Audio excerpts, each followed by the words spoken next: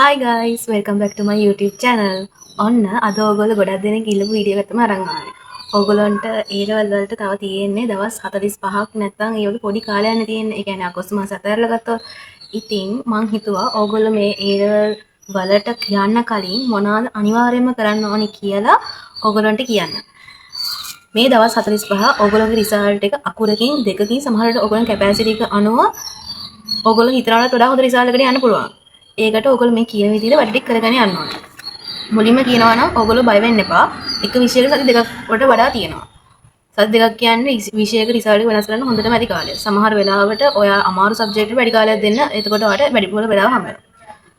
මුලින්ම කියන්න ඕනේ ඔයගොල්ලෝ රිවිෂන් ක්ලාස් යනවා නම් බොරුවට මම ක්ලාස් නවත්තලා තනියෙන් ස්ටඩි කරනවා. ඒව වෙන්නේ නැහනේ. ඒක හින්දා අනිවාර්යයෙන්ම ක්ලාස් වලට යන්න. බොරු පන්ති වල කියන්නේ එක විෂයක පන්ති දෙක තුනකට යනවා නම් ඒක කරන්න එපා. පන්ති එකක් තෝරගන්න. ඒ පන්තියට යන්න. මේ දවස් 45ත් ඒගොල්ලෝ දෙන වැඩ ටික කරන්න. රිවිෂන් පන්ති වරන් නැත්නම් යන රිවිෂන් පන්තිවල තියරි ඉවර ඇති. ඒකට ආපහු මතක් කරගන්න එක තමයි වෙනව ඇත්තේ.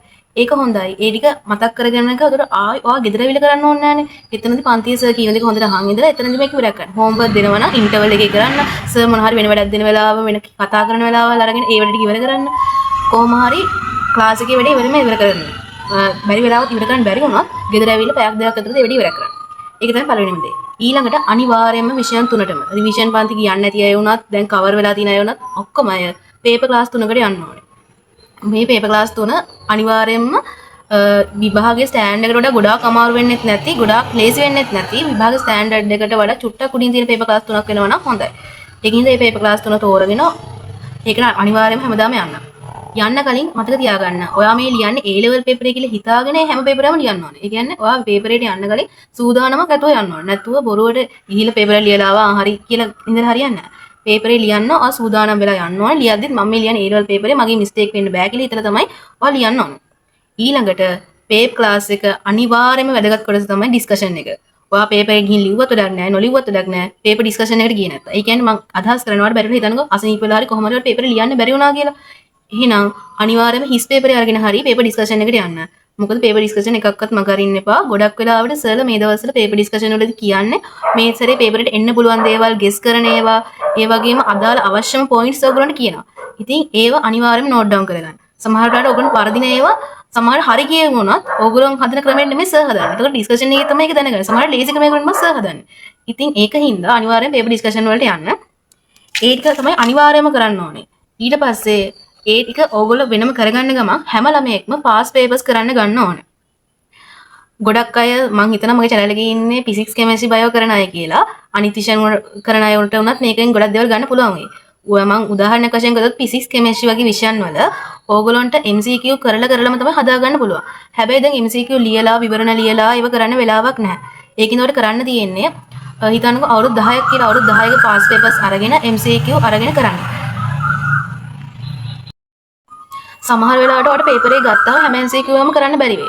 හිතන්නකෝ ෆිසික්ස් පේපර් එක කියලා. ඕගොල්ලෝ හිතන්න මුලින්ම හැම ලේසි පේපර් එකක් ගන්න. ඒ කියන්නේ හිතන්නකෝ 2019 ඊට පස්සේ 15 වගේ පේපර්ස් ගන්නවා ෆිසික්ස් මුලින්ම කරන්න.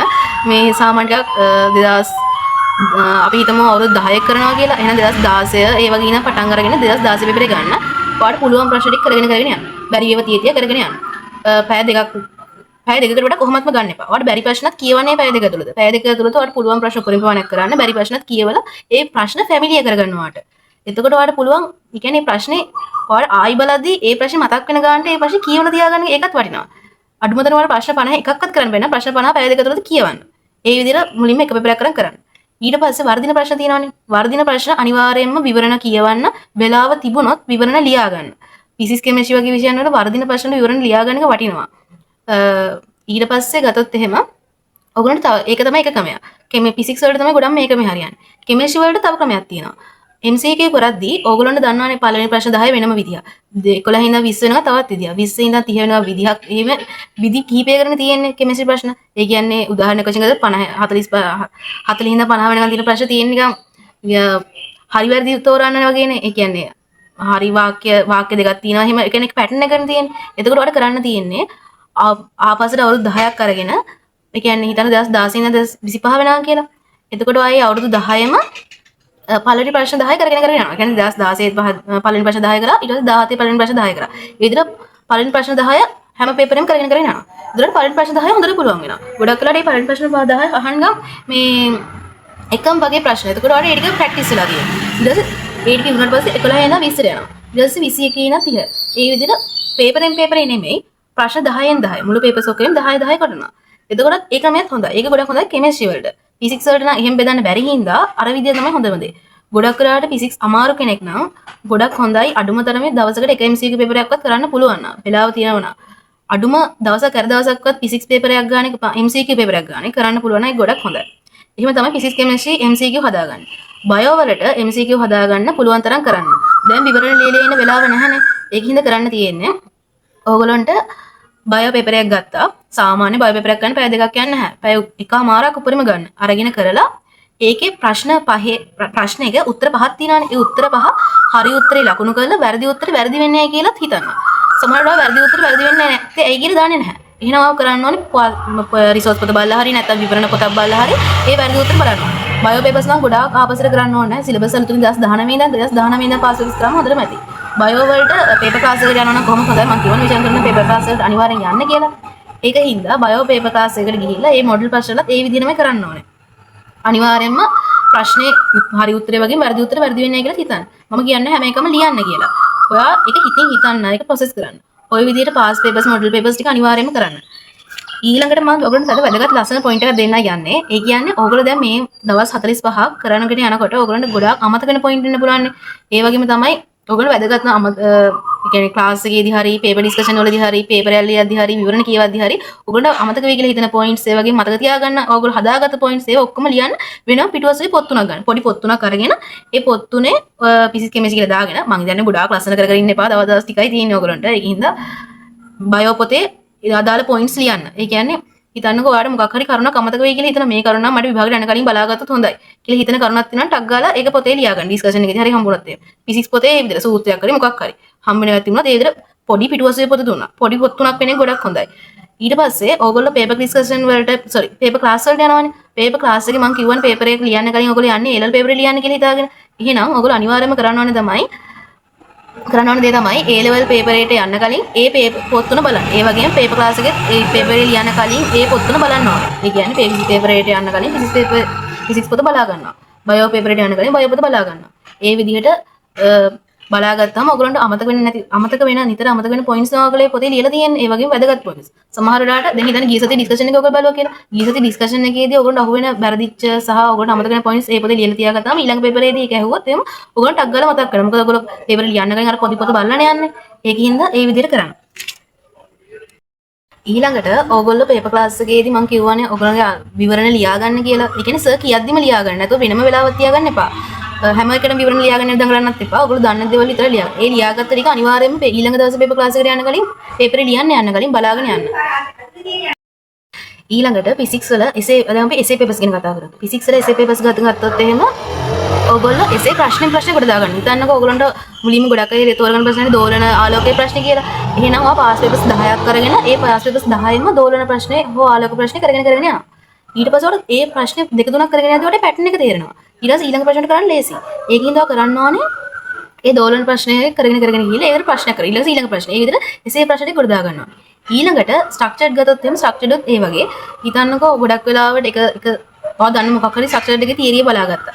තියරිය මම ගොඩක් වෙලාවට අනුරස වගේ නම් මේ ප්‍රැක්ටිකල් සෙමින එකක් එහෙම කරනවා. ඒකට යන්න. එතකොට ඔයගොල්ලන්ට තියරිය කොහොමද කවර් වෙනවා. ඊට අමතරව ඔයගොල්ලෝ කරන්න ඕනේ දැන් ඉඳන්ම පාස් පේපර්ස් වල ඒ ස්ට්‍රක්චර් ටික කරගෙන යන්න.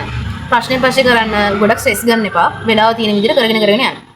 සර්ලත් ඔයගොල්ලන්ට ගොඩක් වෙලාවට උදව් කරනවා අන්තිම දවස් ටිකේ. ගොඩක් මේ ඔයගොල්ලන්ට තනියෙන් වැඩ කරන තිබුණානේ අඩු වෙලා සර්ලම වැඩ කරලා දෙන මේ තත්ත්වයක් උදා වෙනවා අන්තිම කාලේ වෙනකොට. ඒත් ඉතින් ඕගොල්ලෝ අතින් වෙන වැඩ කොට ඊටත් වඩා කරනවා නම් ඒතකොට සර්ලගේ සපෝට් එකත් එක්ක ඔයගොල්ලන්ට යන පුළුවන් රිසල්ට් එක තව තව වැඩි වෙනවා.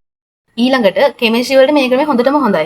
ඕගොල්ලෝ කරන්න ඕනේ පළවෙනි ස්ට්‍රක්චර්ඩ් එසේ එක ගත්තොත් පළවෙනි ස්ට්‍රක්චර්ඩ් එකේ ගොඩක් වෙලාවට අහන්නේ ඔය දන්නම දේවල් ටික ගන්න දෙවෙනි පාඩමින් එහෙම නේ අහන්නේ. අන්න ඒකින්ද එතකොට ඔයගොල්ලෝ දන්නේ නැති තියරි පළවෙනි ප්‍රශ්න දෙක තුනේදී කවර් වෙනවා ඔයගොල්ලන්ට. එතකොට 3 4 යනකොට ප්‍රශ්න 10ක් විතර කරලා තිබ්බහම ඔයගොල්ලෝ දෙවෙනි ප්‍රශ්නේ හොඳටම පුළුවන් කෙනෙක් වෙනවා. එතකොට දැන් මම පේපර් ක්ලාස් එකට ගියා කියලා ඔයාලට අනිත් ප්‍රශ්න බැරි වුණත් දෙවෙනි ප්‍රශ්නේ ඔයාලට ගොඩ දාගෙන ඉන්න පුළුවන්.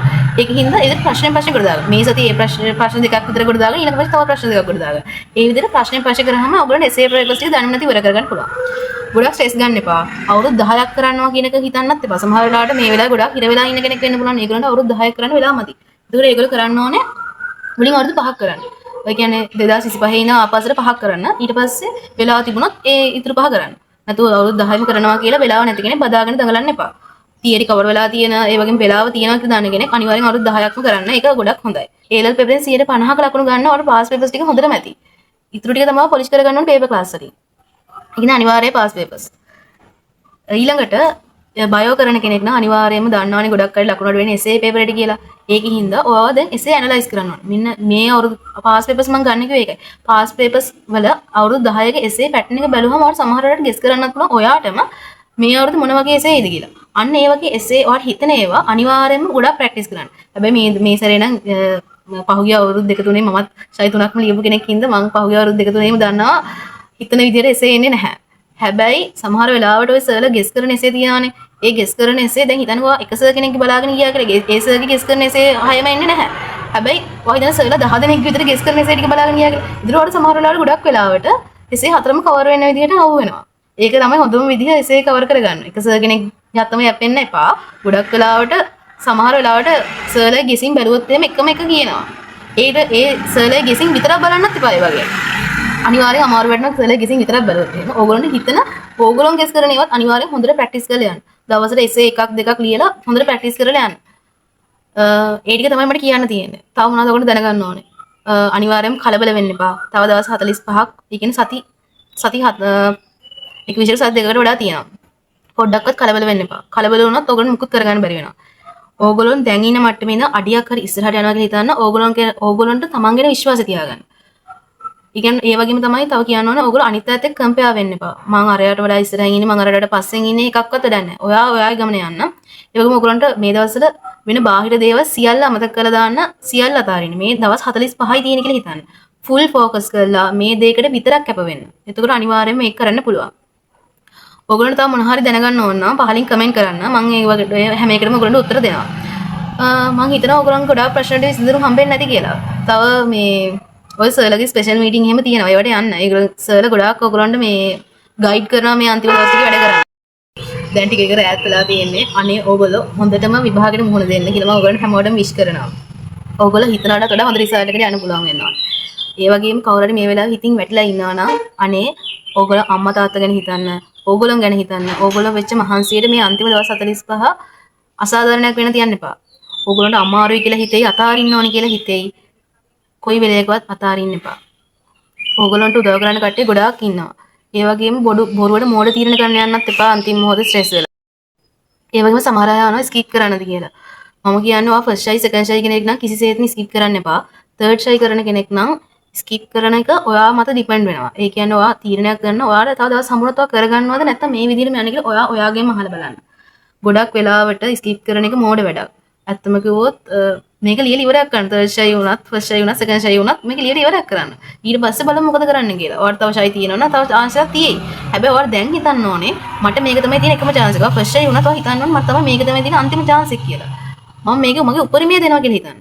මගේ උපරිමය කොච්චරද මම මේ දවස් 45 මගේ උපරිමය දෙනවා. ඒක උඩට විභාගෙට ගිහිල්ලා ඔයාලට බලන්න පුළුවන් මම මේ දවස් 45 උපරිමය දුන්නා. දවස් 45ක උපරිමය මට මෙච්චරක් නම් ඒතකොට මම අවුරුදු තව මාස 6ක් විතර වැඩ කරා නම් කොහොමද කියනකොට ඒක මොටිවේෂන් එකක් කරනවා සෙකන්ඩ් ෂයි එකට යනවා නම්. ඒකින් මහන්සිලා වැඩ කරන්න. ඔයගොල්ලෝ හැමෝටම හිතනට වඩා හොඳ ප්‍රතිඵලයකට යන්න ලැබෙන කියලා මම හැමෝටම විශ් කරනවා. එහෙනම් ඔයගොල්ලන්ගේ ප්‍රශ්න ඔක්කොම අනිවාර්යයෙන්ම පහලින් කමෙන්ට් කරන්න. මම හැම එකටම ඔයගොල්ලන්ට උත්තර දෙනවා. ඒ වගේම ඔයගොල්ලන්ට තාම හරි දැනගන්න ඕන නම් වීඩියෝස් තව මොන වගේ වීඩියෝස්ද ඕනේ කියලා ඒකත් කමෙන්ට් කරන් යන්න. එහෙනම් ඊළඟ වීඩියෝ එකකින් හම්බෙමු. බයි හැමෝටම.